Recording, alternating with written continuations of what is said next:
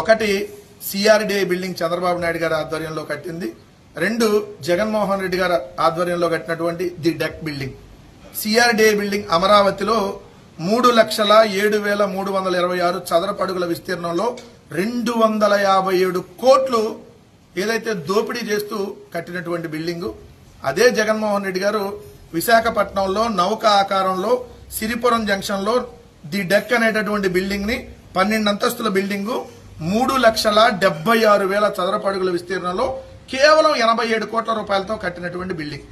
ఇక్కడ CRDA building లో ఏం చేస్తారంటే అమరావతిలో ఇంకెన్ని భూములు లాక్కోవాలి, 3 పంటలు పండేటటువంటి పచ్చని భూములను ఏ విధంగా లాక్కోవాలి, అసైన్ ల్యాండ్లను ఏ విధంగా లాక్కోవాలి, అమరావతి పేరుతో ఇంకెక్కడెక్కడ అప్పులు తీసుకొని వచ్చి తన మనుషులకి కిలోమీటర్ రోడ్డు వేయడానికి 64 కోట్లు 100 కోట్లు ఇలా ఎలా దోపిడీ చేయాలి అనే దానికి సంబంధించి చర్చలు జరుగుతూ ఉంటాయి అక్కడ.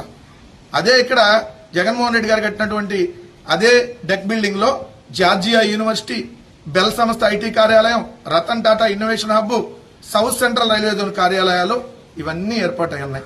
ఇక్కడ జగన్మోహన్ రెడ్డి గారు 3,76,000 చదరపు అడుగుల్లో 87 కోట్లతో కడితే అంతకంటే తక్కువ చదరపు అడుగుల విస్తీర్ణంలో చంద్రబాబు నాయుడు గారు 254 కోట్లు ఖర్చు పెట్టారు. అంటే ఇంకొక అదనంగా ఇంకో 2 డెక్ బిల్డింగ్లు వస్తాయి. సిఆర్డీఏ బిల్డింగ్ కట్టినటువంటి బిల్డింగ్ తో 3 డెక్ బిల్డింగ్లు వస్తాయి. జగన్మోహన్ రెడ్డి గారి ముందు చూపు విజన్ కి చంద్రబాబు నాయుడు గారి దోపిడీ దుపారాకి డిఫరెన్స్ ఇదే.